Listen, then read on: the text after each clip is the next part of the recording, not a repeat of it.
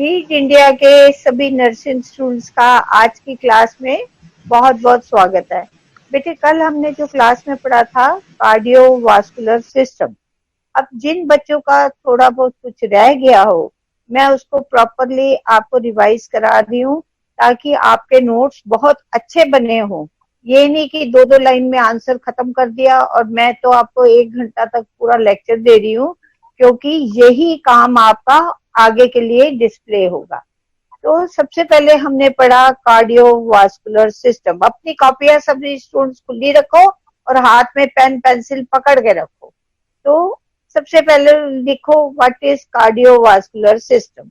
Cardiovascular system is a system of heart and hello ma'am, अब क्या हो गया? It is a system of ma'am बस एक सेकंड रुको मैम।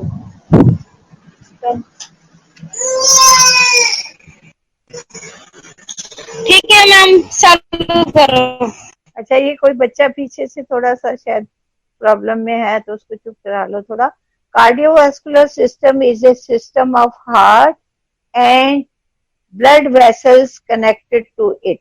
ठीक है, तो इस सिस्टम में हम हार्ट के बारे में और हार्ट से जुड़ी हुई खून की नाड़ियों के बारे में पढ़ाई करते हैं या समझते हैं। अब इसके बाद सेकंड पॉइंट लिखो what is heart and what is its function. तो हार्ट क्या चीज है? It is a muscular organ, मतलब मांसपेशियों से बना हुआ ऑर्गन है और इसका फंक्शन है ह्यूमन बॉडी में जो ब्लड होता है उसको पंप करना।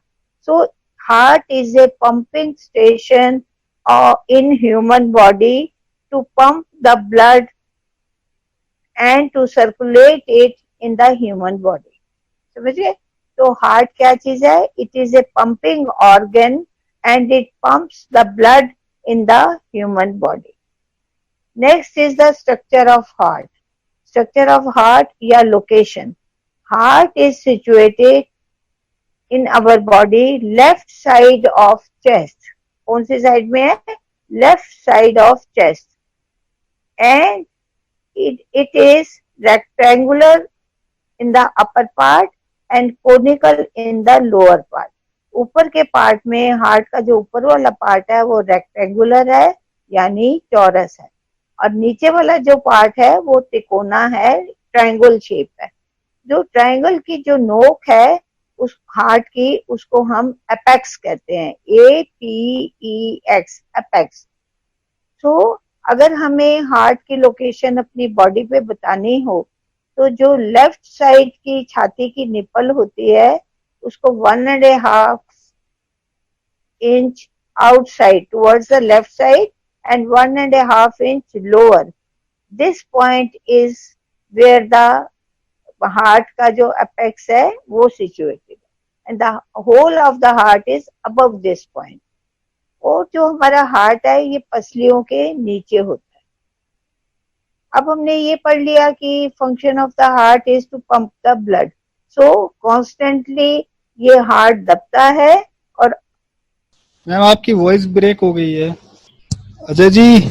हाँ मैम की आवाज नहीं आ रही है। हाँ हाँ, वो कुछ टेक्निकल हो गया होगा, प्रॉब्लम हो गया होगा, कोई बटन वो उन्होंने प्रेस कर दिया होगा। वेट कर लेते हैं 1 मिनट, आप कॉल कर लेते हैं, अगर कोई इशू आ रहा है तो पूछ हाँ लेते हाँ, मैं पूछ रहा हूँ सबको। ठीक है। एक्चुअली क्या है ना, उनके उनके बेटा रोहन भैया का भी कॉल चलते रहता है ऑफिशियली, तो उसमें शायद वो कोई ना कोई किसी वो लेके ना कनेक्ट डिस्कनेक्ट हो जाता है उनका। ओके, अब वो म्यूट कर लिया है उनने। अब आ रही है आवाज? हाँ Yes, आ रही है ma'am. मैम, आ रही है, आ रही है। हाँ, कई बार यहाँ ना लाइट चली जाती है एकदम, तो फिर मैं क्या डिस्कनेक्ट हो जाता होगा। हाँ कोई बात नहीं मैम। अब आ रही है आवाज? हाँ मैम आ रही है। चलो ठीक है। अब हम पढ़ेंगे स्ट्रक्चर ऑफ हार्ट, जो मैंने लास्ट टाइम आपको पढ़ाया था। जो हार्ट है इसके 4 चैम्बर्स हैं। 4 चैम्बर्स मीन्स 2 अपर के चैम्बर्स एंड 2 लोअर के। तो जो पूरा हमारा हार्ट है ये हमारी छाती में लेफ्ट साइड में सिचुएटेड है। तो जो लेफ्ट साइड के चैम्बर्स हैं, मतलब ऊपर वाले चैम्बर्स को हम ऑरिकल कहते हैं, नीचे वाले चैम्बर्स को हम वेंट्रिकल कहते हैं। ये बिल्कुल क्लियर होना चाहिए। तो इसका मतलब लेफ्ट साइड में ऑरिकल है और उसी के नीचे जो चैम्बर है उसको वेंट्रिकल कहेंगे। तो लेफ्ट ऑरिकल किस में खुलता है? लेफ्ट वेंट्रिकल में। इसी तरह चाहे हार्ट तो पूरा लेफ्ट साइड में है, पर जो चैम्बर्स राइट साइड की तरफ पॉइंट आउट करते हैं हम उनको राइट साइड का चैम्बर कहेंगे। यानी राइट ऑरिकल राइट वेंट्रिकल में खुलेगा। मींस इन दोनों के बीच में एक दरवाजा है जिसको हम दरवाजा ना कह के वॉल्स कहते हैं। तो इसका मतलब लेफ्ट ऑरिकल खुलेगा लेफ्ट वेंट्रिकल में और राइट ऑरिकल खुलेगा राइट वेंट्रिकल। अब राइट ऑरिकल और लेफ्ट ऑरिकल के बीच में एक दीवार है। इस दीवार को हम सेप्टम कहते हैं। क्या बोलते हैं? सेप्टम। इसी तरह लेफ्ट वेंट्रिकल और लेफ्ट ही ऑरिकल, राइट ऑरिकल के, सॉरी बेटे मैं दोबारा से बोल रही हूँ, लेफ्ट ऑरिकल और राइट ऑरिकल के बीच में एक दीवार है जिसको हम सेप्टम कहते हैं। यही सेप्टम नीचे तक आता है वेंट्रिकल्स के बीच में भी। तो लेफ्ट वेंट्रिकल और राइट वेंट्रिकल को भी जो दीवार सेपरेट करती है इसको हम सेप्टम कहते हैं। तो मीन्स ये सेप्टम सिर्फ एक ही है जो ऑरिकल से और वेंट्रिकल्स को, राइट साइड के और लेफ्ट साइड के वेंट्रिकल दोनों को ये सेपरेट करता है। तो ये जो वॉल है राइट साइड के ऑर्गन्स को और लेफ्ट साइड के इसको सेपरेट करने वाली दीवार, इसको हम सेप्टम कहते हैं। तो लिख लो सेप्टम की परिभाषा। What is septum?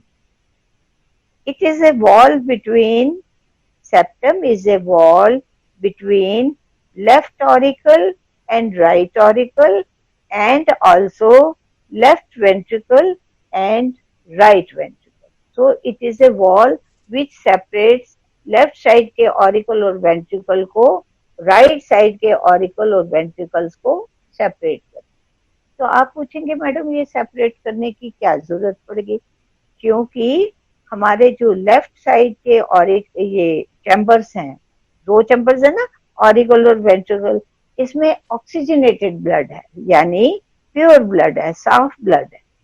और जो राइट साइड के हमारे चैम्बर्स हैं, राइट साइड का कौन सा है? राइट ऑरिकल और राइट वेंट्रिकल।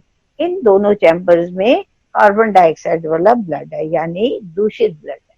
तो अगर आपको मैं और अच्छी तरह, जैसे कल भी बताया था, जैसे हमारी पानी की टंकी होती है उसमें साफ पानी है तो हम उसको टंकी बोलते हैं, साफ पानी की टंकी। और गंदा पानी कहाँ जाता है? गटर में। तो हमारे ब्लड के लिए, समझने के लिए, कॉपियों में ये मत लिख लेना, ये हमें समझने के लिए कि हमारा जो दूषित ब्लड है जो कि गंदे पानी के समान है वो हमारा राइट साइड का। तो नेचुरल है, ये हर बार बदला तो जाएगा नहीं।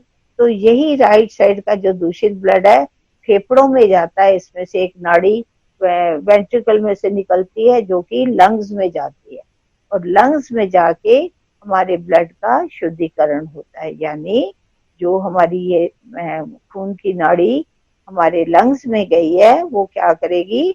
इसमें से कार्बन डाइऑक्साइड ले लेगी और इस ब्लड को साफ करके इसको ऑक्सीजन दे देगी।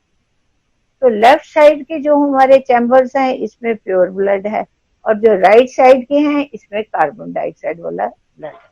और ऑरिकल्स और वेंट्रिकल्स को के बीच का जो डोर है उसको हम वॉल्स कहते हैं।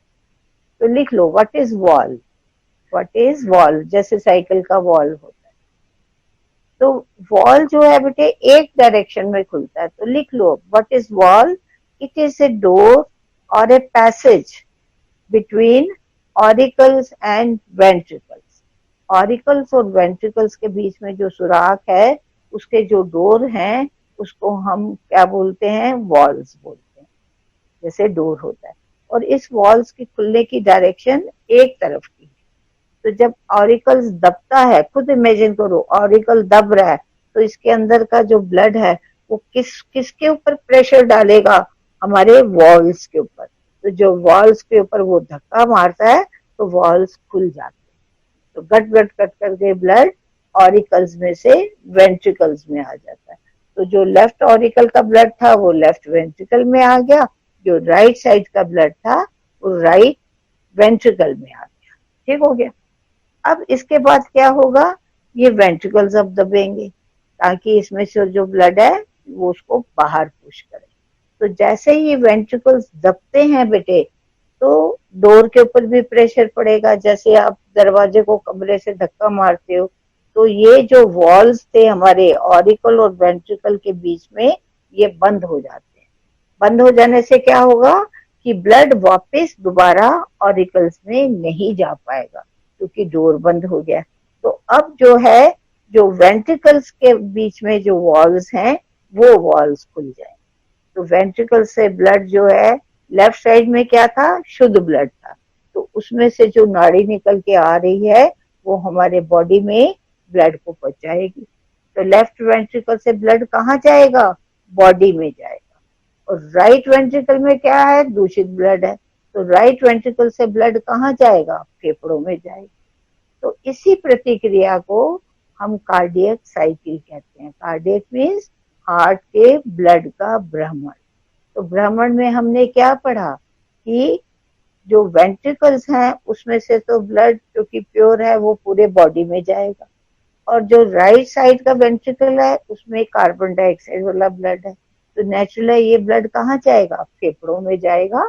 और फेफड़ों में जब हम सांस लेते हैं तो हमारे फेफड़ों में ऑक्सीजन है, तो फेफड़े क्या करेंगे, ऑक्सीजन तो जो हमारी खून की नाड़ियां उनको दे देंगे, और खून की नाड़ियों में से जो कार्बन डाइऑक्साइड है वो फेफड़े ले लेंगे। तो जब हम सांस बाहर निकालते हैं तो इसीलिए हमारे सांस जब निकालने की प्रतिक्रिया होती है तो उसमें कार्बन डाइऑक्साइड गैस निकलती है। समझ आ गया। और जब हमारे अब ये फेफड़े दबे तो इसमें से जो ब्लड होगा प्यूरिफाई हो गया। तो प्यूरिफाई करने के बाद जो लंग्स में से ब्लड वेसल निकल रही है वो साफ ब्लड कौन से चैम्बर में जाएगी, लेफ्ट में जाएगी, लेफ्ट ऑरिकल में। तो इसका मतलब आप या तो एक सर्कल बना के डायग्राम बनाओ या एरो बना के डायग्राम बनाओ। तो अगर हम अब आपको मैंने ये सारा दोबारा से पढ़ा दिया, तो अब अपनी रफ कॉपी में ये डायग्राम बना लो।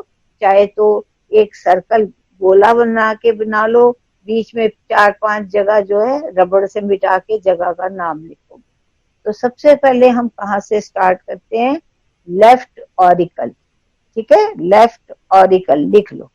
लेफ्ट ऑरिकल से ब्लड किस में जाएगा, लेफ्ट वेंट्रिकल में। ठीक है ना, ऑरिकल के नीचे वेंट्रिकल है, बीच में दरवाजा है। अब वेंट्रिकल में से, लेफ्ट वेंट्रिकल से ब्लड कहाँ जाएगा, शुद्ध ब्लड है, बॉडी में जाएगा। लेफ्ट वेंट्रिकल से ब्लड कहाँ जाएगा, बॉडी में जाएगा। अब जब हमारी ये बॉडी का हिस्सा खत्म हो जाए, चाहे वो पैर है चाहे हमारी उंगलियां हैं, तो ये खत्म होने के बाद ये नाड़ी वापस आएगी। जैसे कल मैंने आपको समझाया था, बस जाती है और फिर वापस आती है। तो जब बस जाती है तो बड़ी साफ सुथरी उसको धो धा के हम लोग स्टार्ट करते हैं ड्राइवर, पर जब वापस आती है क्योंकि पैसेंजर उसमें गंद डाल देते हैं, तो इसीलिए जो नाड़ियां हमारी वापस आ रही हैं उनमें कार्बन डाइऑक्साइड वाला ब्लड। अब ये कार्बन डाइऑक्साइड वाला ब्लड हमारे हार्ट में कौन सी साइड में है, ये हमारा राइट साइड में। अभी हमने पढ़ा था ना, लेफ्ट में प्योर ब्लड होता है, राइट साइड वाले चैम्बर्स में कार्बन डाइऑक्साइड। तो अब ये जो नाड़ी है किसमें खुलेगी, राइट ऑरिकल में। राइट ऑरिकल से किसमें खुलेगी, राइट वेंट्रिकल में। राइट वेंट्रिकल से ये कहाँ जाएगी, लंग्स। ठीक है, तो लंग्स में जाके शुद्धिकरण हो गया। अब ये जो साफ ब्लड लंग्स में से निकलेगा ये कौन से चैम्बर में जाएगा, it will again go to left auricle. तो इस साइकिल का नाम हमने कार्डियोवास्कुलर साइकिल रखा है।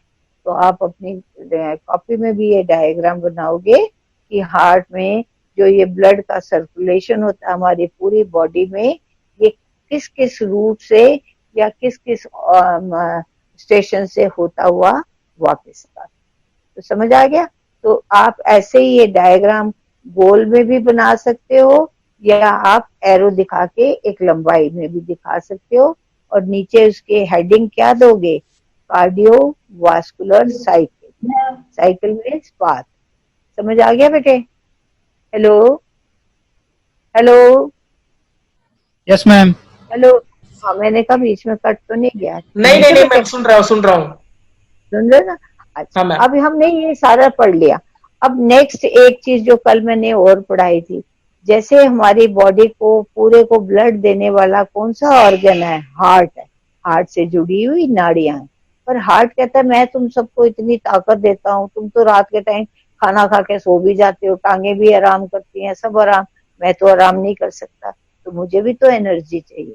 तो इसीलिए लिखो, what is coronary blood vessels? लिखो कॉरोनरी, CORONARY,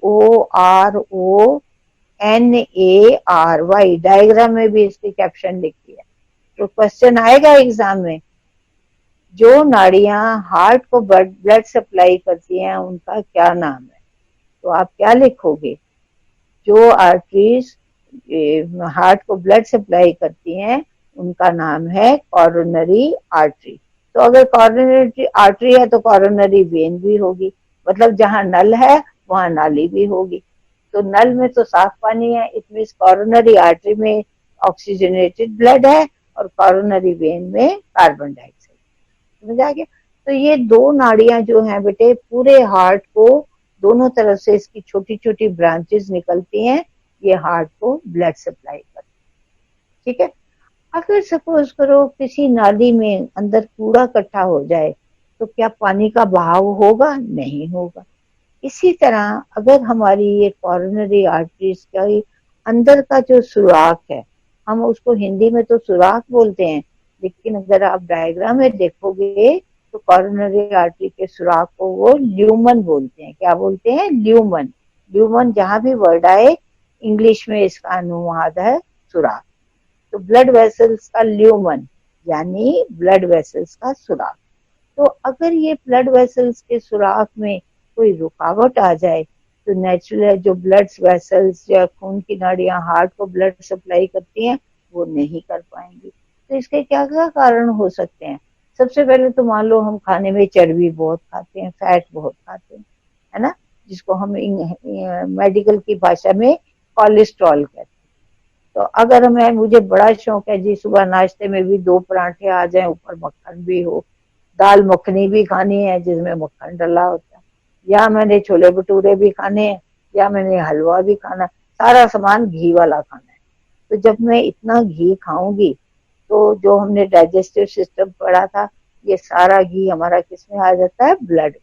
तो ब्लड की जो अंदर की नाड़ियां हैं इसके अंदर जाके ब्लड जम जाता है, जिससे कि खून की नाड़ियों का सुराग छोटा हो।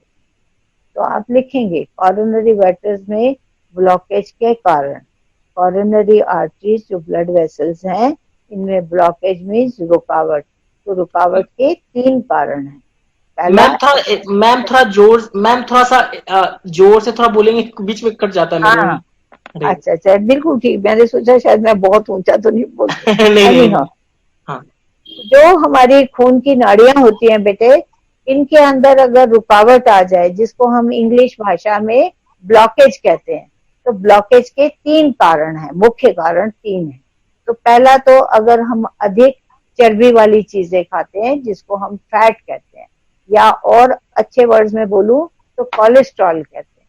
तो अगर हमें बहुत शौक है ये सारी तला हुआ भोजन खाने का, छोले भटूरे मक्खन ये वो, तो ये क्या करेगा, जितना भी हमारी ये चर्बी है ये सारी खून की नाड़ियों में जम जाएगी। तो जब बाकी की खून की नाड़ियों में जमती है तो कॉरोनरी में भी जम जाएगी। अब कॉरोनरी ब्लड वेसल्स तो बहुत ही पतली पतली होती हैं, और अगर अंदर से इसका सुराख बंद हो जाए तो नेचुरल हार्ट को ब्लड सप्लाई नहीं मिलेगी, बहुत कम मिलेगी। जैसे कि सूखा नींबू निचाड़ो तो रस बहुत कम निकलता है।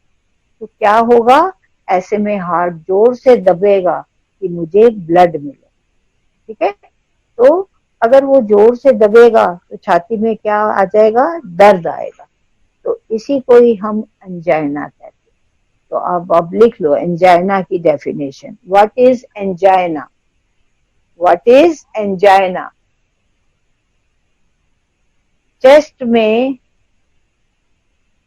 में जो पेन उठता है, दर्द उठता है, हार्ट में ब्लड सर्कुलेशन या ब्लड के कम जाने की वजह से इस दर्द को हम एंजाइना कहते हैं।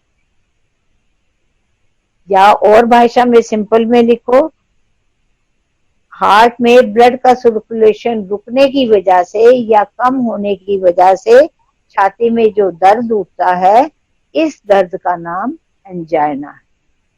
तो एंजाइना का पेन कहाँ होगा? चेस्ट में होगा, ब्रेन में नहीं होगा, क्योंकि ये दर्द कौन सी ब्लड वेसल्स में रुकावट आने की वजह से हुआ? Coronary blood vessels. इसी तरह इसका दूसरा कारण है, अगर ब्लड में हमारी ये कॉरोनरी ब्लड वेसल्स में कोई क्लॉट आ जाए, क्लॉट मैंने कत्ता, जैसे ब्लड हमारा कई बार उंगली से गिरता है तो नीचे एक छोटा सा लाल रंग का जम जाता है ब्लड, तो जिसको हम डॉक्टरी भाषा में या इंग्लिश भाषा में क्लॉट कहते हैं। तो अगर हमारे खून की नाड़ियों में ये क्लॉट आ जाए, क्लॉट किसके बराबर हो जाएगा? कूड़े के बराबर। तो ना हमारी ब्लड वेसल फिर रुक जाएगी और इसमें भी हमें छाती में बहुत तेज दर्द होगा। तो इसीलिए हमने एक ही परिभाषा बना ली है, छाती हार्ट में खून का दौरा रुकने की वजह से जो दर्द उठता है उसका नाम एंजाइना है। समझ आ गया? तो हार्ट में खून का दौरा रुकने की वजह से जो दर्द उठता है उसका नाम है एंजाइना। तो ये परिभाषा होगी। अब लिखो infarction. What is infarction? Heart में खून का दौरा रुकने की वजह से सफेद रंग का जो धब्बा पड़ेगा, या जिसको हम पैच बोलेंगे, PATCH, जो पैच पड़ता है वो व्हाइट कलर का खून का दौरा रुकने की वजह से, इसका नाम है इन्फाक्शन। समझ आ गया? तो ये हमने इन्फाक्शन भी समझ लिया। अब बेटे इसके बाद हमने जब वॉल्स पढ़ लिए, ऑरिकल और वेंट्रिकल के बीच में वॉल्स होते हैं जो खुलते हैं और बंद होते हैं। अब थोड़ा और समझो। अगर समझ करो ये वॉल्स बहुत ढीले पड़ गए हैं, क्या पड़ गए हैं? ढीले। ढीले पड़ने से क्या हो जाएगा? जैसे कि आंधी आती है तो दरवाजा धड़ाम से आपने खोला नहीं तो बंद भी हो जाता है, और आंधी की हवा से दरवाजा खुल भी जाता है। तो इसका मतलब वॉल्स में अगर ढीले पड़ जाएं तो दरवाजा जो है, जो टाइट बंद होना चाहिए था, वो दोबारा से खुल जाएगा। तो खुलने की वजह से क्या होगा? जो वेंट्रिकल्स का ब्लड है वो वापस फिर ऑरिकल्स में चला जाएगा, क्योंकि दरवाजा जो टाइट बंद होना चाहिए था, वॉल्स, वो वॉल्स खराब हो गए, तो जिसकी वजह से ब्लड वापस किस में चला जाएगा? ऑरिकल्स में। तो अब ये बात मुझे बेटे कैसे पता चलेगी कि इसके वॉल्स के जो वो हैं, कब्जे हैं, वो ढीले पड़ गए हैं? तो ऐसे में पेशेंट को क्या होगा? जब ब्लड वेंट्रिकल से ऑरिकल में चला गया तो बॉडी में जाने के लिए तो ब्लड बचेगा ही नहीं, क्योंकि जो चीज वापस चलेगी वो बाहर कैसे आएगी? ठीक है ना? तो जब ब्लड जो है, जो वेंट्रिकल से हमारे फेफड़ों में आना चाहिए था या बॉडी में आना चाहिए था, वो नहीं आता। जब ये ब्लड नहीं आएगा तो पेशेंट क्या कहेगा? मुझे बड़े तेज चक्कर आ रहे हैं, क्योंकि उसकी बॉडी में ब्लड आगे जा ही नहीं रहा। तो जब पेशेंट कहता मुझे चक्कर आ रहे हैं, तो नेचुरल है, जो खून की नाड़ियों में ब्लड गया ही नहीं, तो पल्स का उछाल क्या हो जाएगा? बहुत कम हो जाएगा, क्योंकि जो खून की नाड़ियां हाथ से अटैच्ड हैं, जिसमें ब्लड आना चाहिए था, वो नहीं आया। तो ये तो बिल्कुल वैसे ही होगी जैसे नदी में जो लहरें होती हैं, पानी तेज जाएगा तो लहरें ऊंची होंगी, और अगर पानी जाएगा ही नहीं तो लहर बनेगी नहीं। तो हमारी पल्स जो है बिल्कुल आस्ता सी होगी या ना के बराबर उसकी वॉल्यूम होगी। तो ये मुझे पता चल जाएगा कि इसकी बॉडी में ब्लड फ्लो नहीं हो रहा, हार्ट में से नहीं आ रहा। तो इसका मतलब प्रॉब्लम कहाँ की है? वॉल्स की। अब वॉल्स का दूसरा ये भी तो खराबी हो सकती है, वो बिल्कुल जाम हो जाए। जैसे हमारे जो दरवाजे कई बार ऐसे पक्के बंद हो जाते हैं कि हाथ लगाओ तो खुलते नहीं है, फिर पैर से हम धक्का मारते हैं। या कोई पेच है, वो पहले तो आसानी से खुल जाता था, अब पता नहीं जंग लग गया कि क्या, वो पेच खुलता ही नहीं। इसी तरह हमारे अगर ये वॉल्स हार्ड हो जाएं तो जब ऑरिकल दबेगा तो ये दरवाजा खुलेगा ही नहीं, और जब ये दरवाजा नहीं खुलेगा तो क्या होगा, ऑरिकल तो जोर से दबता जा रहा है ताकि ब्लड मेरा वेंट्रिकल में जाए, पर वेंट्रिकल में तो जा ही नहीं रहा। तो क्या होगा, दबने से हार्ट में हमारे पेन आए। तो पहला सिम्टम क्या हुआ, छाती में पेन आना। अब वेंट्रिकल में ब्लड नहीं है तो नेचुरल बॉडी में कहाँ से जाएगा, तो क्या होगा, पेशेंट को चक्कर आएंगे। पर हमें कैसे पता चला वॉल्स ढीले हैं या वॉल्स टाइट हैं? तो वॉल्स अगर टाइट होंगे तो छाती में दर्द आएगा और साथ में चक्कर, और वॉल्स अगर ढीले हैं तो छाती में दर्द नहीं होगा क्योंकि वो तो ढीला, फट ब्लड जो है वापस चला जाएगा। पर इसमें भी हमें चक्कर आएंगे क्योंकि बॉडी में ब्लड नहीं जा रहा। तो वॉल्स खराब होने के दो बातें हैं, या तो ढीले होना या वॉल्स टाइट होना। टाइट में जब होंगे, वॉल्स अगर टाइट होंगे तो छाती में पेन आएगी, और अगर वॉल्स ढीले हैं तो छाती में पेन नहीं आएगी। ठीक है, तो अगर उसके ढीले हैं, जैसे मान लो, अब कहने में तो गंदा लगता है सॉरी, जैसे अंडरवियर में इलास्टिक होता है, अगर ये इलास्टिक ढीला हो जाए तो क्या होगा, जो पैंटी या अंडरवियर पहना वो नीचे गिर जाएगा। तो हमें क्या करना पड़ता है, इलास्टिक को या तो हम गांठ लगाते हैं या काट के छोटा करते हैं। अब इसके वॉल्स खराब हो गए हैं, तो ऐसे में क्या होता है, जहां वॉल्स ढीले पड़ जाएं तो हम इसको आर्टिफिशियल वॉल्स डालते हैं। तो कहते हैं वॉल्स का रिप्लेसमेंट, मतलब उसके बदले हमने नए डाल दिए। जैसे जोड़ बदल देते हैं, नी जॉइंट की जो जोड़ खराब हो गया तो अंदर नया जोड़ डाल देते हैं, नए कब्जे डाल देते हैं। तो इसी तरह हमारे वॉल्स चेंज हो जाते हैं। और अगर सपोज करो ये वॉल्स टाइट हैं, खुलते नहीं है, तो फिर क्या करेंगे। अब बेटे बड़ा आसान एग्जाम्पल है, जो हम कमीज बाजार से नई नई खरीद के लाते हैं तो उसमें एक काज बना होता है ना, काज बना होता है एक साइड में, दूसरी साइड में बटन लगा होता है। अब मैं बटन को काज में डालती हूँ तो काज जो है नया नया बना हुआ बहुत टाइट है और बटन उसमें से जाता ही नहीं है। तो फिर मैं क्या करूं, कैंची से लेके उसको काज को काटूंगी थोड़ी, मैं क्या करूंगी, मेरे पास कोई भी पेंसिल हो या ऐसी कोई और चीज नुकीली सी हो, काज के अंदर डालूंगी जो इसके साइज से थोड़ी बड़ी हो। तो जब उसको गोल चीज को इस काज में डालूंगी और 2-3 बार घुमाऊंगी तो काज ढीला पड़ जाएगा। या हम लोग कई बार क्या करते हैं, कैंची को बंद करके, कैंची के 2 पल्ले होते हैं ना, उनको बंद करके उस काज में डालेंगे, फिर आस्ता आस्ता कैंची को खोलेंगे जिससे काज चौड़ा हो जाए। तो अगर हम इस काज को चौड़ा कर दें तो हमारे वॉल्स ठीक हो जाएंगे। तो इसी तरह अगर हमारे हार्ट के वॉल्स बहुत टाइट हो गए हैं, जो कि आसानी से अब नहीं खुल रहे, तो हम इसको खोलेंगे। अब मैं इसमें पेंसिल थोड़ी डालूंगी, इसमें क्या डालते हैं, बैलून। बैलून किसको कहते हैं, गुब्बारे। तो वो जो ये हमारी तार एक के ऊपर बैलून लगा लेते हैं, और उसको जो नीचे वाली टांग से खून की नाड़ी हमारे हार्ट की तरफ जा रही है उससे इसको पिरोते हैं, जैसे नाड़ा आप सलवार में या पजामे में डालते हैं। ये सारा हम टेलीविजन में देखते हुए प्रतिक्रिया करते हैं। जब हमारा गुब्बारा वो वॉल्स जहाँ वहां तक पहुंच जाता है तो हम क्या करते हैं, इसके साथ एक कैथेटर यानी पतली पाइप लगी होती है, उससे उसमें हवा डाल देते हैं।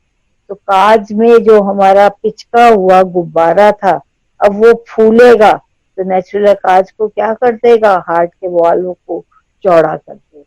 तो चौड़ा करने से क्या हो जाएगा, हार्ट का वाल्व जो पहले खुलता नहीं था, अब ये हमने बैलून डाल के उसमें हवा भर के इसको हमने खुला कर दिया। समझ आ गया, जिससे कि वाल्व जब आसानी से खुल और बंद हो जाएगा तो पेशेंट की छाती की दर्द ठीक हो जाएगी। समझ आया। तो इस प्रतिक्रिया का नाम है बैलूनिंग। बैलून, बैलून से बैलून लिख के उसके आगे ING लिख के बैलूनिंग।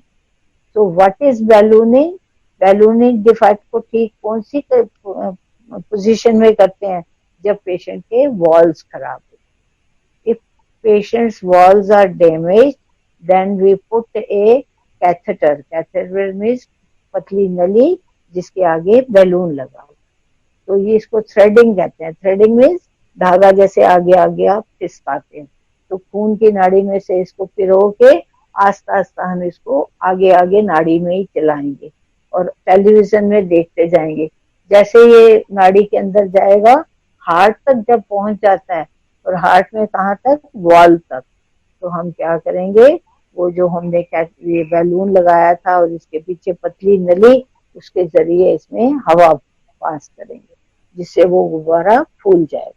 और जब वो गुब्बारा फूल जाएगा तो किस चीज को चौड़ा करेगा, जो वॉल्स, तो वॉल्स जो हमारे पहले टाइट थे वो हमारे ढीले पड़ जाएंगे। तो इस प्रतिक्रिया का नाम है बैलूनिंग। तो कोई पूछे व्हाट इज बैलूनिंग, आपके पड़ोसन पूछती है आके, दीदी ये बैलूनिंग क्या होती है, वो कह रहे हैं कि कल आपके भैया जी की बैलूनिंग होगी। तो मुझे तो बड़ा फिक्र लगा ये बैलूनिंग क्या होती है। तो आप यही बताओगे, जब हार्ट के वॉल्स खराब हो जाते हैं, आसानी से खुलते नहीं है, तो जो टांग की खून की नाड़ियां हैं उसमें पेशेंट को पहले बेहोश करते हैं, सुन करके, ऐसे नहीं कि ऐसे लेके चीरा देके डरना शुरू करेंगे। तो वो जो हमारी पतली तार है या कैथेटर है, उसके आगे गुब्बारा लगाओ। जब वो ऑरिकल और वेंट्रिकल के बीच के वॉल्स तक पहुंच जाएगा तो वो गुब्बारे को फुला देते। तो फूलने से क्या होगा, क्योंकि ये गुब्बारा कहाँ था, पेशेंट की जो उसके वॉल्स हैं वहां पे, तो नेचुरल वॉल्स को वो खुला कर देगा, तो पेशेंट के वॉल्स अब आसानी से खुल जाएंगे, तो छाती का दर्द ठीक हो जाएगा। समझ आ गया, दिस इज कॉल्ड बैलूनिंग। चाहे बेटे आपने बैलूनिंग करनी नहीं है, पर समझ तो होनी चाहिए ना। आप नर्सिंग के स्टूडेंट को कोई पूछे जी ये बैलूनिंग, बैलूनिंग, बैलून तो गुब्बारे को कहते हैं, तो हमारे अंदर घाट के अंदर क्या गुब्बारे डालेंगे, मतलब एक आपको समझाने के लिए मैं ऐसे वर्ड्स यूज कर रही हूँ ताकि आपको हमेशा याद रहे। तो आप कहेंगे नहीं, ये बैलून वहां डाल के उसमें जब गैस भरेंगे तो बैलून फूल जाएगा, और वो वॉल के बीच वाली जगह पे है, तो नेचुरल प्रेशर डालेगा तो वॉल जो है ढीले पड़ जाएंगे और खुल जाएंगे, जिससे खून का आना जाना आसान हो जाए। समझ आ गया सबको बैलूनिंग। तो ये हमारा बैलूनिंग भी मैंने आपको पढ़ा दिया कि व्हाट इज बैलूनिंग। अब बेटे एक प्रश्न आता है, हमने पढ़ा था ना कि कॉरोनरी खून की नाड़ियां होती हैं, ब्लड वेसल्स होते हैं, और इसके बीच में अगर खून का दौरा रुक जाए या चर्बी सी आ जाए तो खून का बहाव रुक जाता है और सफेद रंग का एक धब्बा पड़ जाता है, और पेशेंट को छाती में दर्द भी होती है, क्योंकि खून का दौरा रुकने से हार्ट जोर से दबता है, और इसी दर्द का नाम क्या है, एंजाइना। ठीक है, तो अब हम क्या करें, अगर हम कुछ ट्रीटमेंट नहीं देंगे और जिस नाड़ी के अंदर ये चर्बी आई हुई है या क्लॉट है उसके आगे तो ब्लड जा ही नहीं रहा, तो हार्ट का हिस्सा मर जाएगा, और मर जाएगा तो हार्ट चलना बंद हो जाएगा। तो ऐसे में हम क्या कर सकते हैं बेटे, कुछ कर सकते हैं। जो ये हमारी कॉरोनरी आर्टरी है ना बेटे, जब हार्ट तक पहुंचती है, इसकी कई छोटी छोटी शाखाएं हो जाती हैं ताकि वो पूरे हार्ट को ब्लड सप्लाई। तो अब हमें ट्रीटमेंट तो कुछ ना कुछ ढूंढना है ना बेटे, तो ट्रीटमेंट क्या ढूंढेंगे, आप लोग भी थोड़ा दिमाग लगाइए। जैसे कि खेतों में पानी देते हैं, तो खेत में किसान क्या करता है, पहले एक जो उसकी पाइप है, चाहे वो कुएं की या कुछ की है, वो एक जो उसने नाली सी बनाई हुई है उसके साथ वो पानी छोड़ देता है। अब इस नाली से पानी आगे आगे जाता है, जब उस तरफ का खेत भर जाता है तो क्या कर सकता है, उसमें एक पत्थर लगा देता है, अब पानी की डायरेक्शन दूसरी तरफ कर देगा, तो जिससे पूरे खेतों को पानी आ जाए। पर अब हमारी इस हार्ट के इस पोर्शन की तो जो नाली है जिसको खून सप्लाई हो रहा था, उसमें तो गंदगी आ गई या क्लॉट आ गया या चर्बी जम गई, अब इसके आगे तो ब्लड जा ही नहीं रहा। तो मैं क्या करूंगी, एक पतली सी पाइप लेके, वो डॉक्टर की हिंदी में तो बोलूंगी तो पाइप है, पर ये इसको हम डॉक्टरी भाषा में स्टर्न कहते हैं। पूछा ना, उसके हार्ट में स्टर्न डाला है, स्टर्न मैंने पतली सी नल की, स्टर्न, STERN, स्टर्न। तो स्टर्न में क्या करते हैं कि जो उसके साथ वाली दूसरी खून की नाड़ी है, इस स्टर्न के एक एंड को उस नाड़ी में, उस खून की नाड़ी में डाल देंगे। तो जब उस नाड़ी में डाल दिया, साथ वाली जो कि खुली हुई थी जिसमें ब्लड बड़ा आसानी से आ जा रहा था, तो अब इस नाड़ी से ब्लड किस में आ जाएगा, स्टर्न। तो अब मैं क्या करूंगी, जो मेरी खून की नाड़ी बंद थी, जिससे के कारण आगे ब्लड नहीं जा रहा था, तो इस पाइप का जो दूसरा एंड है जहां हमारा बंद लगा था, उसके आगे वाली नाड़ी में छेद करके इस पाइप को उसमें डाल। तो स्टर्न ने क्या किया, खुली नाड़ी को मैंने किसके साथ कनेक्ट किया, बंद नाड़ी के साथ। तो इसको कनेक्ट करने की मेरी जगह कहाँ होगी, जहां ये बंद था उससे आगे, क्योंकि बंद से अगर पहले कर दूंगी तो फिर तो ब्लड फिर बिल्कुल ही नहीं जाएगा, जैसे वैसे गंदगी से बंद था या चर्बी से बंद था। तो इसको हम कहते हैं स्टर्न। तो कोई आपसे पूछे कि व्हाट इज स्टर्न, तो कहते हैं, या आप क्या बोलोगे, जबकि कॉर्नरी ब्लड वेसल्स में ब्लॉकेज आ जाए, ब्लॉकेज मीन्स रुकावट आ जाए, और उस ब्लड वेसल्स के आगे की जो हार्ट की मसल है उसमें ब्लड नहीं जा पाता, जिससे पेशेंट को बहुत से पेन होता है। तो ऐसे में डॉक्टर सर्जरी करके जो स्टर्न है वो डालते हैं। तो stern is a small pipe which connects the healthy blood vessel, healthy means जो बिल्कुल ठीक है, जिसमें कोई क्लॉट वर्क नहीं है, healthy blood vessels to the unhealthy blood vessel in which there was a blockage, जिसमें ब्लॉकेज था, ये पाइप हम उसके साथ कनेक्ट कर देंगे। तो अब इस ब्लड वेसल से ब्लड जो है इस पाइप के थ्रू हार्ट की जो नाड़ी ब्लॉकेज थी उसमें ब्लड जाना शुरू हो जाएगा, और जब उसको हार्ट को ब्लड मिलना शुरू हो जाएगा तो क्या हो जाएगा, हमारा दर्द ठीक हो जाएगा और हार्ट फिर से फंक्शन करने लग जाएगा। ठीक है ना। जैसे मान लो एक खेत का बिल्कुल पाइप में पानी नहीं जा रहा, तो आपने पानी लगाना ना उसे, तो आप क्या करते हो, अब पानी की जो पाइप का रुख आपने सूखी धरती की तरफ कर दिया। इसी तरह आपने अब यहाँ क्या किया, जिस नाड़ी में खूब तेज ब्लड जा रहा था कॉरोनरी की ब्रांच में, उसके साथ एक ब्लड वेसल कनेक्ट करके जिसमें ब्लॉकेज था उसके साथ कनेक्ट कर देंगे। तो इसको क्या बोलेंगे, स्टर्न। समझ आ गया बेटे। तो समझ आया व्हाट इज स्टर्न। तो ये हमारा कार्डियोवास्कुलर सिस्टम के बारे में हमने पढ़ लिया। अब कार्डियोवास्कुलर सिस्टम में बेटे अगर पेशेंट को कोई हार्ट की प्रॉब्लम है तो नेचुरल है उसको, क्योंकि हार्ट तो अगर बिल्कुल चलते चलते रुक जाएगा तो पेशेंट तो मर जाएगा। तो इसको बहुत ज्यादा केयर की जरूरत है पेशेंट को। तो हम इसको कहते हैं, हमने पेशेंट को आईसीयू में एडमिट कराया। ICU 3 वर्ड्स हैं, ICU। तो आई का मतलब क्या है, इंटेंसिव। इंटेंसिव मीन्स बहुत ज्यादा, आई से इंटेंसिव मीन्स बहुत ज्यादा। C से केयर, केयर मैंने देखभाल। U से यूनिट, यूनिट मैंने जो डिपार्टमेंट या कमरा है। तो आईसीयू में हम वही पेशेंट भर्ती करते हैं जो बहुत ज्यादा सीरियस होते हैं या जिनकी हमें बहुत ज्यादा डॉक्टरी देखभाल करने की जरूरत है, ताकि 24 घंटे डॉक्टर भी उस कमरे में बैठा हुआ है और पेशेंट की निगरानी हो रही है। अगर पेशेंट को हम जनरल वार्ड में भर्ती कर दें तो डॉक्टर तो एक बार राउंड लेके अपने कमरे में चले जाएंगे, और उसके बाद अगर पेशेंट को कुछ प्रॉब्लम हो जाए तो कौन जिम्मेवार हो जाएगा। तो इसीलिए हम पेशेंट को कहाँ भर्ती करते हैं, आईसीयू। तो आईसीयू में ब्रेन वाला भी कोई पेशेंट होगा, वो भी हो सकता है, हार्ट वाला पेशेंट भी हो सकता है, किसी को सांस नहीं आ रहा वो भी हो सकता है। तो सब तरह के जो सीरियस पेशेंट हैं जब वो भर्ती होते हैं तो हम किस में दाखिल करते हैं, आईसीयू। तो आईसीयू की फुल फॉर्म मिल गई बेटे, ICU।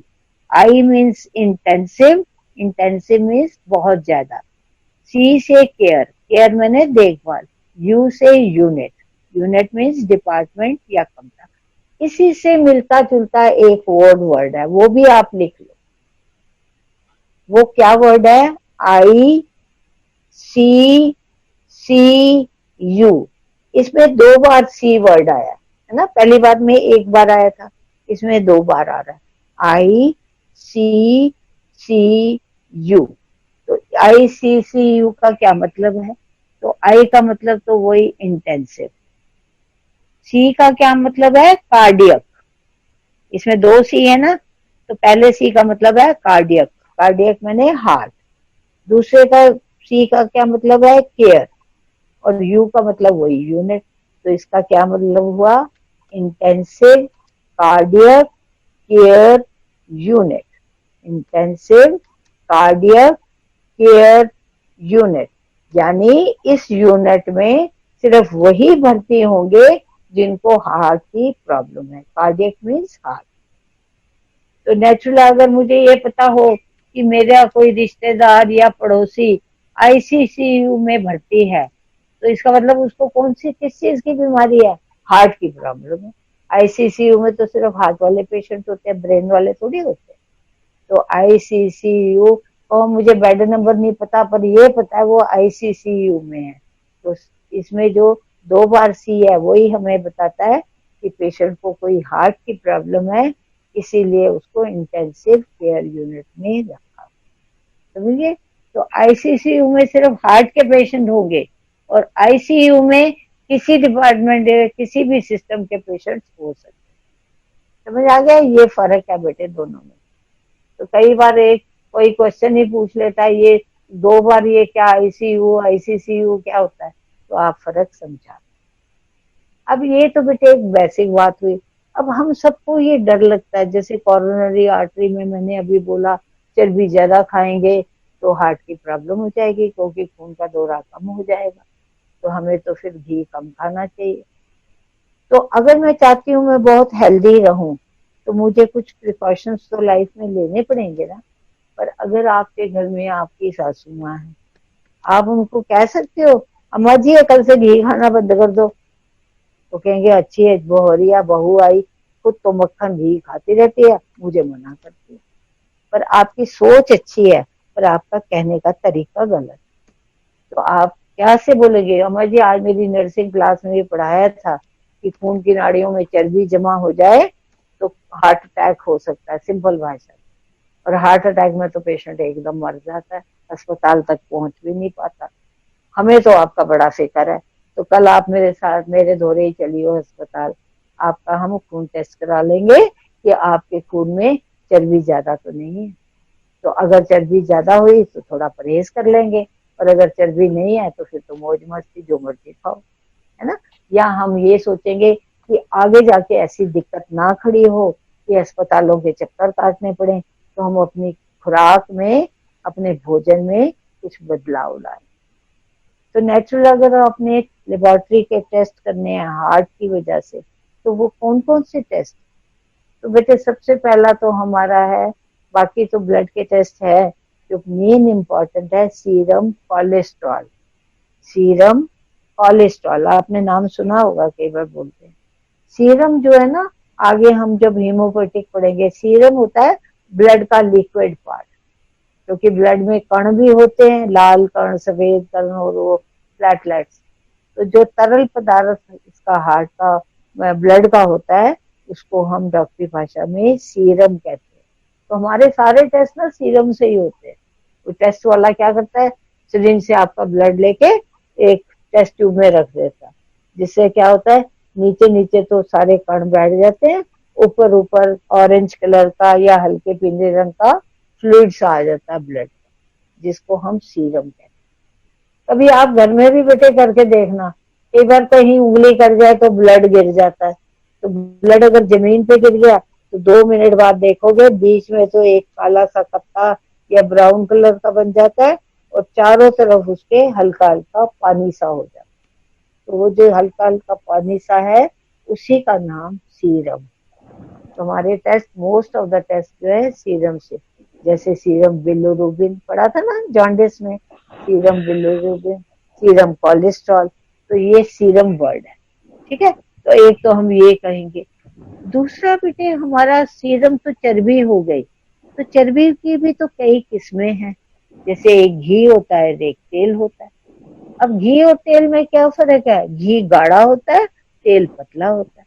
तो अगर पतला सा ही हमारी बोतल का सुराख है, जैसे हार्ट का सुराख है, तो घी डालेंगे तो जल्दी नहीं निकलेगा, और पतला तेल डालेंगे तो निकल जाएगा। तो इसीलिए हम एक ब्लड का ये भी टेस्ट करते हैं, जो हमारे ब्लड में चर्बी है उसमें गाढ़ी वाली चर्बी कितनी है और पतली वाली चर्बी, हम लिपिड प्रोफाइल बोलते हैं। क्या बोलते हैं, लिपिड लिपिड बने चर्बी, प्रोफाइल में उसकी कौन कौन सी किस्में और कितनी की। फिर हम एक टेस्ट बेटे वो भी करते हैं, ईसीजी, पढ़ा होगा ना, जो तारों वाला टेस्ट होता है, जो पिक्चरों में भी कभी देखते हैं कि ऐसे उछाल आता है फिर, और अगर वो स्ट्रेट लाइन में आ जाए तो पेशेंट मर जाता है। डॉक्टर कहते हैं जवाब दे दिया, क्योंकि तो ईसीजी में स्ट्रेट लाइन में आती है। तो ईसीजी 3 वर्डों से बना है। तो इसके हेलो, ये जो 3 वर्ड है ईसीजी, ई का मतलब है इलेक्ट्रो, इलेक्ट्रो मैंने बिजली, सी से ई सी मीन्स कार्डियो, कार्डियो मैंने हार्ट, और जी से क्या है ग्राफ, जो कॉपियों में भी हम ग्राफ पेपर्स पे बनाते हैं। तो इसीलिए ये जो तारों का टेस्ट होता है इसका नाम है ईसीजी, इलेक्ट्रोकार्डियोग्राफ। इलेक्ट्रोकार्डियो कोई लोग ग्राफ बोलते हैं, कोई लोग ग्राम बोलते हैं। तो मीनिंग क्या है, हार्ट की कंडीशन जानने के लिए जो हम ईसीजी कराते हैं उसका, उस तारों के टेस्ट से उसका नाम है ईसीजी। अब देखिए एक और सोफिस्टिकेटेड टेस्ट आ गया। अब कहेंगे मैडम एक्चुअली ईसीजी में देखते क्या है, तो ईसीजी में बेटे हम क्या देखते हैं, इसकी जो सबसे और मॉडिफाइड फॉर्म है लिख लो, कलर डॉपलर, उसको बोलते हैं कलर डॉपलर। पहले समझ लो ये है क्या, क्योंकि टाइम कम रह गया। इसमें क्या होता है, जैसे आप टीवी देखते हो तो तारों वालों को हम टेलीविजन से कनेक्ट कर देते हैं, तो उसमें टाइम आता है कि हार्ट को दबने में कितना समय लिया। इस हार्ट ने अगर मसल स्ट्रांग होगी तो अच्छी तरह दबेगी। एक घोड़ा बहुत ताकतवर है तो भागता भागता जाएगा, और अगर वो टट्टू की तरह है तो आस्ता आस्ता चलेगा। तो उसमें हमारा टाइम आ जाता है कि हार्ट के ऑरिकल को दबने में कितना समय लगा। अब ऑरिकल दबेगा तो क्या होगा, वॉल्स खुलेंगे, वॉल्स को पूरा खुलने में कितना समय लगा, वॉल्स को बंद होने में कितना समय लगा। जब वॉल्स खुले तो वेंट्रिकल्स में ब्लड आएगा, तो वेंट्रिकल्स को भरने में कितना समय लगा। तो हम इसमें क्या करते हैं, हर एक चीज का हम समय नापते हैं कि वो जल्दी जल्दी खुल रहा है या वो वॉल्स इतने स्ट्रांग है कि वो खुल ही नहीं रहा, तब हमें बैलूनिंग करनी पड़ती है।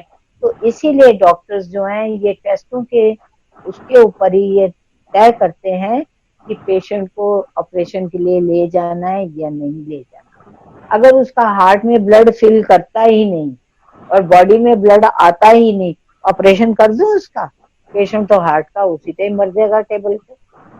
तो इसीलिए हम लोग ये सारे टेस्ट करना जानते हैं। तो कलर डॉपलर में क्या होता है, टाइम फैक्टर से उसको नापते हैं कि ऑरिकल को दबने में कितना समय लगा, दरवाजा खुलने में कितना समय लगा, बंद होने में कितना लगा, वेंट्रिकल को में ब्लड भरने में कितना समय लगा, और वेंट्रिकल से बॉडी में ब्लड जाने में कितना समय। तो इसी में कई बार हम एक और टेस्ट करते हैं, स्ट्रेस इको। स्ट्रेस इको का क्या मतलब होता है, स्ट्रेस मैंने क्या होता है, परेशानी लेना। जैसे आप बहुत तेज भागते हो तो दिल की धड़कन तेज हो जाती है, फिर हम हाँफने लगते हैं। अब अगर ये टेस्ट कराना है, मैं कहती हूँ मैं कितना भी दौड़ लूं मेरा सांस नहीं फूलता या मेरे छाती में दर्द नहीं होता, तो वो हार्ट जगह अच्छा है। तो ऑपरेशन टेबल में 2 पेशेंट्स हैं, एक का हार्ट इतना नाजुक है कि थोड़ा सा भी उस पर जोर दो तो हार्ट चलना, धड़कन इतनी बढ़ जाती है कि बाद में बंद होने का डर लगता है। जब एक घोड़ा बहुत तेज भाग भाग के थक जाएगा तो क्या करेगा, बैठ ही तो जाएगा। ऐसे हमारा दिल बहुत तेज तेज धड़कते होता है, जब थक जाता है तो नेचुरल हो सकता है वो धड़कना बंद कर दे, और अगर धड़कना बंद कर देगा तो क्या हो जाएगा, मर जाएंगे। तो इसको बोलते हैं स्ट्रेस। अब हमें ऑपरेशन थिएटर में वो भगाएंगे थोड़ी, है ना, तो हमारे पास एक दवाई होती है बेटे, एड्रेनलिन, वो पेशेंट की नस में डाल देते हैं और फिर देखते हैं उसकी हार्ट बीट कितनी बढ़ती है। ये बेटे मैं आपको सारा इसलिए पढ़ा रही हूँ, बड़े हाई लेवल की पढ़ाई है, क्योंकि इससे आपकी जनरल नॉलेज बढ़ेगी। आप क्या बोलते हैं, कहे तो टांगों का ऑपरेशन कराने, जॉइंट चेंज कराने, डॉक्टर कहता नहीं इसके वॉल्स खराब है, ये वो बर्दाश्त नहीं कर पाएगा, पहले इसका हार्ट का ऑपरेशन कराओ। कहेंगे लो पैसा कमाने के एक और तरीका बना लिया है। अब मैं गई थी जोड़ों के ऑपरेशन कराने के लिए, डॉक्टर कहता है पहले हार्ट का ऑपरेशन कराओ तो जोड़ों का ऑपरेशन होगा। तो डॉक्टर तो अपनी जगह सही है ना बेटे। अगर आपके हार्ट की धड़कन इतनी तेज हो जाती है किसी भी बात से, तो हो सकता है ऑपरेशन थिएटर में इतनी धड़कन तेज हो जाए कि हार्ट थक जाए, धड़क धड़क के और हार्ट चलना बंद हो जाए, तो पेशेंट टेबल पे मर जाएगा। तो रिश्तेदार क्या कहेंगे, डॉक्टर जी पहले आपने टेस्ट करा के क्यों नहीं देखा इसका हार्ट कमजोर है। ठीक है, तो इसीलिए ये तो एक ऑपरेशन हुआ। तो अगर किसी के हार्ट के में ये प्रॉब्लम्स हैं तो फिर उसका ऑपरेशन किसी और तरीके से कर सकते हैं, कर सकते हैं। आपको पढ़ा दिया लंबर पंचर से, पढ़ा था ना, रीढ़ की हड्डी में इंजेक्शन लगा के दिमाग को सुन्न कर लेते। तो हार्ट पे तो लोड पड़ा ही नहीं, हार्ट पे तो दबाव पड़ा ही नहीं, और हमारा ऑपरेशन भी हो गया। तो पढ़ाई के यही तो फायदे हैं बेटे, हमारी जनरल नॉलेज बढ़ती है और हमें ये सब पता चलता है कि हमारी जिंदगी के लिए क्या अच्छा है, क्या समझ आ गया। तो जो टेस्ट बेटे मैंने अभी आपको बताया, जो हम अपनी टेबल पे, अगर मैं पेशेंट लेटी हुई हूँ और मेरा वो टेस्ट हो रहा है, तो मैं अपने दिल को धड़कते को देख रही हूँ फोटो में, ये देखो कैसे मजे से डप डप डप डप कर रहा है। अब ये ऑरिकल खुल रहा है, अब वेंट्रिकल खुल रहा है। तो जैसे हम पिक्चर फिल्म देखते हैं 3 इडियट, ऐसे अपने हार्ट की कंडीशन टीवी पे देख रहे हैं। तो साइंस ने तो बेटे बहुत तरक्की कर लिया ना, समझ गए बच्चे। तो ये सारा हो गया। अब इसमें से पता नहीं टाइम बचा है कि नहीं बचा, हमारा मेरे ख्याल हो ही गया है। एक चीज मैंने अभी भी आपसे शेयर नहीं की, ये हार्ट में सुराख कहाँ होता है। वो बोलते हैं ना उसके दिल में छेद है, तो ये हार्ट में छेद कहाँ से आ गया। देखिए ये छेद सिर्फ 1 मिनट में समझा दूंगी। जितने भी हमारे एनिमल्स हैं जिसके अंदर ब्लड है, उन सब के अंदर हार्ट होगा। तो अब हम मुर्गा जो खाते हैं, तो मुर्गे के अंदर भी हार्ट है क्योंकि उसमें ब्लड है। मछली खाते हैं उसमें भी हार्ट है, उसमें भी ब्लड है। तो जितने ऑर्गन्स हैं जिनके अंदर ब्लड होता है, उनके अंदर हार्ट भी हो। अब जो मछली है उसके सिर्फ हार्ट में 2 चैम्बर्स हैं, एक ऑरिकल और एक ही वेंट्रिकल मछली में। अब मछली के बाद हम थोड़ा सा और ऊपर सतह का एनिमल देखें या बर्ड, वो है मुर्गा। मुर्गे के अंदर 3 चैम्बर्स हैं, एक ऑरिकल और 2 वेंट्रिकल्स। तो आप कहेंगे मैडम ये 2 कैसे बने। तो जो वेंट्रिकल एक था उसमें से एक दीवार बननी शुरू हो गई, तो ऊपर से नीचे आई और नीचे से थोड़ी ऊपर आई और दोनों मिलके बीच में एक दीवार खड़ी हुई। यही प्रतिक्रिया ह्यूमन बींग्स की है। माँ के गर्भ में बेटे जब बच्चा होता है, 7 महीने का ही गर्भ है, कितने महीने का, 7, तो तब उसके अंदर एक ऑरिकल है, एक ही वेंट्रिकल, एक ऑरिकल और एक वेंट्रिकल। 7वें महीने के बाद जब उसको 8वां महीना लगता है, तो ऑरिकल में भी एक दीवार बननी शुरू होती है और वेंट्रिकल में भी एक दीवार शुरू होती है। तो आप इमेजिन करो कि छत से एक चीज नीचे आ रही है और फर्श से एक चीज ऊपर जा रही है, तो छत और फर्श की दोनों चीजें मिल जाएंगी अगर, तो एक दीवार सी बन जाएगी ना, ठीक है ना। तो अगर ये दीवार बनते बनते, वैसे तो पूरी जुड़ जानी चाहिए थी, तो सेप्टम पूरा आ जाएगा। पर अगर ये जुड़ते जुड़ते बीच में रुक गई किसी भी वजह से या वायरस की वजह से, तो बीच में क्या होगा, दोनों दीवारें जुड़ेंगी नहीं, तो बीच में क्या रह जाएगा, सुराख, जिसको हम होल कहते हैं। तो आप कहते हैं मैडम ये जगह थोड़ी रह भी गई तो नुकसान क्या हो गया। अब देख, लेफ्ट साइड में कौन सा ब्लड है, प्योर ब्लड है ना, और राइट साइड में दूषित। अगर नल खुला रह गया जिसमें साफ पानी है, तो नाली तो और साफ ही हो जाएगी ना, क्योंकि गंदे पानी को धकेलती जाएगी। पर अगर गटर का पानी नल के पानी में आ गया, तो हम बीमार हो जाएंगे वो पानी पिएंगे तो। अब राइट साइड में कौन सा ब्लड है, कार्बन डाइऑक्साइड वाला। अगर ये कार्बन डाइऑक्साइड वाला ब्लड लेफ्ट ऑरिकल में आ गया, तो कि बीच में सुराख, तो क्या हो जाएगा, लेफ्ट ऑरिकल में कौन सा ब्लड है, कार्बन डाइऑक्साइड, वही ब्लड आ जाएगा वेंट्रिकल में। वही वेंट्रिकल वाला ब्लड कहाँ चले जाएगा, बॉडी में। तो अब बॉडी में जो ब्लड ऑक्सीजन वाला होना चाहिए था, वो कौन सा घूम रहा है, कार्बन डाइऑक्साइड वाला। तो पेशेंट बच्चा थोड़ा भी खेलेगा तो सांस फूलना लगेगा, ठीक है ना। तो इसी तरह जो है हमें कैसे पता चलता है? बच्चा कहता है मैं थोड़ा सा भी खेलता हूँ या ऐसे जाता हूँ तो मेरे को एकदम सांस फूलने लगता है, या बच्चे का रंग नीला नीला पड़ जाता है। तो इससे हमें पता चलता है इस बच्चे के हार्ट में छेद। तो बच्चे बाकी तो खेलने जाते हैं, पर ये बच्चा अगर खेलने जाएगा तो नेचुरली इसका सांस फूलेगा। तो बेटे आज की हमारी यही पढ़ाई खत्म करती हूँ। मैम मैं अभी अनम्यूट इसीलिए हुआ था कि आज आपने घड़ी नहीं रखी है पास में अपने शायद। रखिए, बस वही है, बच्चे पढ़ाने लगते हैं तो ये होता है ये भी बता दो, ये भी बता दो, ये भी बता दो। चलो बेटे, तो क्वेश्चंस तो आपके सारे वही रहेंगे, सिर्फ 2 क्वेश्चंस और बोल दूंगी। व्हाट इज सेप्टल डिफेक्ट, मतलब what is hole, what is hole, है ना। और इससे पहले लिखो व्हाट इज सेप्टम, और एक question what is ballooning and what is turn. 4 question आज के लिए मैंने दे दिए। What is ballooning, what is turn 2, what is septum and what is hole. तो ये आप क्वेश्चन करके लाओगे। और होल होने के क्या नुकसान, और होल होने से क्या नुकसान है अगर उसकी छाती में हो। एक तो मैंने पढ़ा ballooning, what is turn, stern जो नाड़ी में बंद हो जाती है, एक छोटी सी पाइप। स्टर्न पहला है हमारा बैलूनिंग, सेकंड है स्टर्न, थर्ड है what is septum, fourth is what is hole and what is the harm of hole, hole होने से क्या नुकसान। ओके बेटा, ओके बाय।